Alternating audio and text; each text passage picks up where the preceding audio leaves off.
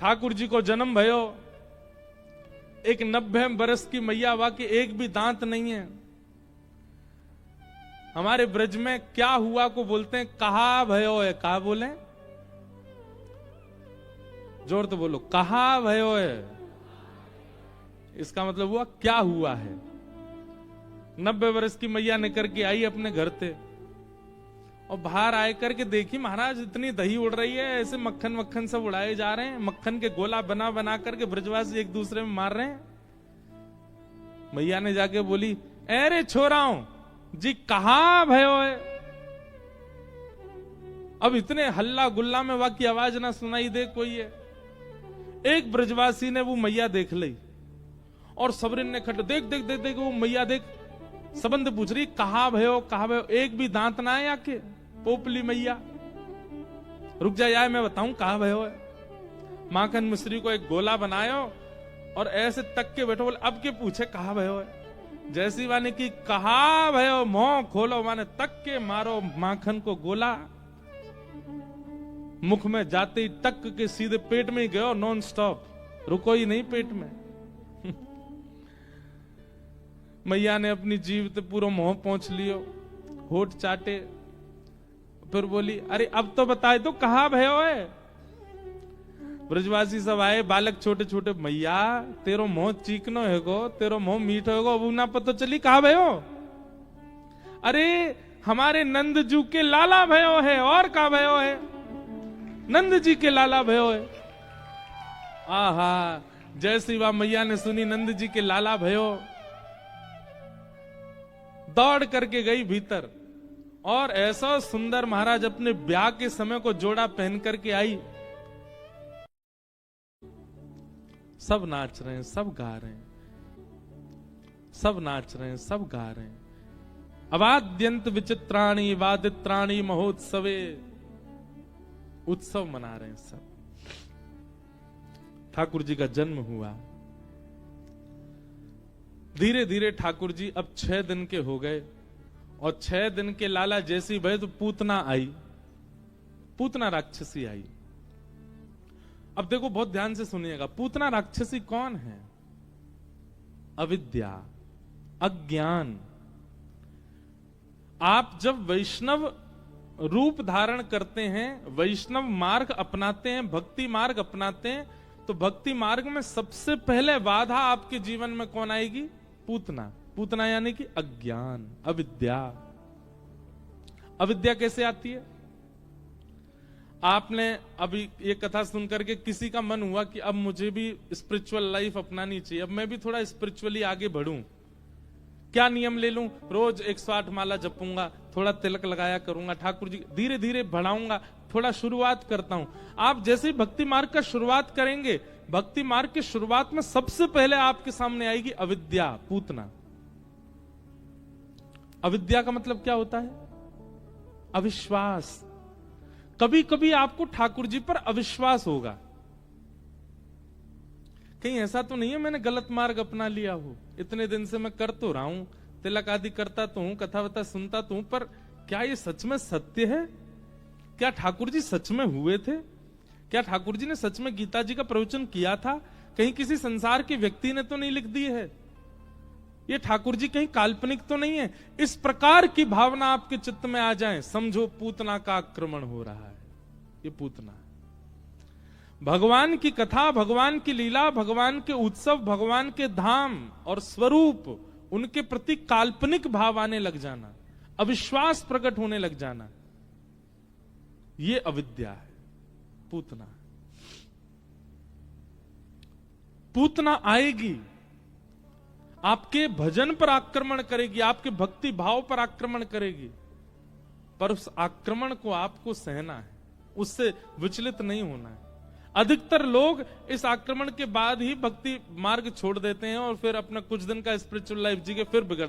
अच्छा एक बात और सुनिए, कुछ दिन भक्ति पथ चुनने के बाद जब छोड़ दिया जाता है, तब व्यक्ति की स्थिति बहुत बुरी होती है, फिर तो बहुत ही ज्यादा बिगड़ जाता है वो।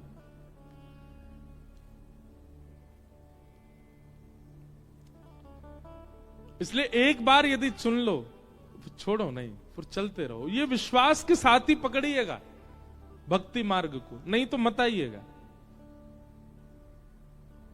विवाह किया जाता है तो इस भाव से किया जाता है, चाहे जो हो जाए अब हम साथ नहीं छोड़ेंगे। प्रेम किया जाता है तो इसी भाव से किया जाता है, अब नहीं साथ छोड़ेंगे। बालक का जन्म होता है तो बालक चाहे जैसा हो, माता पिता उसके टेक केयर करने का, उसको संग रखने का पूर्ण मन बना ही लेते हैं। पर जो विवाह करके संबंध नहीं निभाते, प्रेम करके संबंध नहीं निभाते, बालकों को जन्म देने के बाद उनकी किसी स्थिति से परेशान होकर माता पिता बालक को छोड़ देते हैं, ऐसे लोगों को नरक जाना पड़ता है फिर, क्योंकि उन्होंने संबंध का निर्वहन नहीं किया। आए ही क्यों थे जब निभाना नहीं था तो। ठीक वैसे ही भक्ति मार्ग में भी आने से पहले निभाने का एक संकल्प लेकर के आइएगा, चाहे जो हो जाए। ये राक्षस बहुत आएंगे बीच में आपको विचलन करने के लिए, उनको छोड़ना नहीं है। भक्ति मार्ग एक बार चुन लो तो फिर चलना है। पूतना आई, पूतना आई, रूप बदल करके आई, बहुत सुंदर बन के आई। अज्ञान कैसे आएगा? कभी कभी ठाकुर जी से ज्यादा श्रेष्ठ आपको कुछ और लगने लग जाएगा। कभी कभी भक्ति मार्ग से अच्छा आपको दूसरी चीजें अपनी ओर आकर्षित करेंगी। विशेष रूप से अगर आप मुंबई या बड़ी बड़ी सिटीज में रहते हो तो और सावधान रहने की आवश्यकता है। ठाकुर जी से भी ज्यादा सुंदर रूप, कथाओं से भी ज्यादा सुंदर व्यवस्थाएं आपको कहीं और मिल सकती हैं और वो आपको अपनी ओर आकृष्ट करेंगे।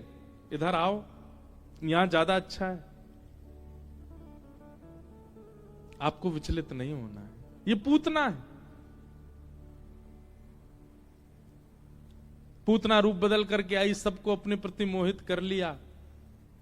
यशोदा मैया भी मोहित सी हो गई पूतना पर, और उसका रूप देख करके कुछ ज्यादा जांच की नहीं, गोपाल जी गोद में दे दिए पूतना की में। पूतना ने अपनी गोद में ठाकुर जी को लेके जैसे पयोधर पान कराया। यशोदा मैया कहीं बाहर गई थी, पयोधर में विष लगा था। ठाकुर जी ने पहले तो उसके विष को पिया, रस तत्वों को पिया, दूध को पिया, पुण्यों को पिया, पापों को पिया, सब पीते गए ठाकुर जी। पूतना बोली इतनी देर हो गई जी, मरता नहीं है। कितने दिन के हैं ठाकुर जी? 6 दिन के। बहुत विस्तृत है पूतना का प्रसंग, मैंने ज्यादा विस्तृत किया नहीं है आज।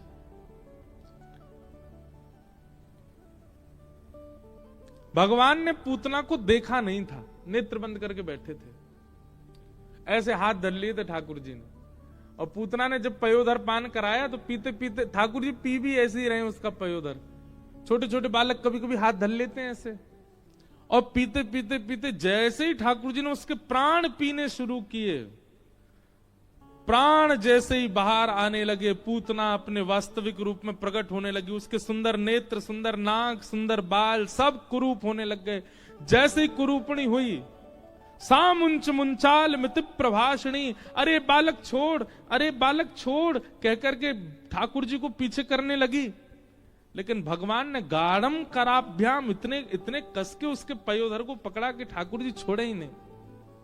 और जैसे ही पूतना अपने रूप में आई तो कहते हैं ठाकुर जी ने अपने नेत्रों से हाथ हटा लिए, और हाथ हटा करके छोटे छोटे आंखों से ठाकुर जी पूतना को देखने लगे। हमारे आचार्य चरण इस भाव पर कहते हैं ये लीला क्या समझा रही है? बोले ठाकुर के आगे भेष बदल के जाओगे तो ठाकुर जी तुमको देखेंगे नहीं। भेष बदल के मतलब क्रीम पाउडर लगाने को नहीं कह रहे हैं।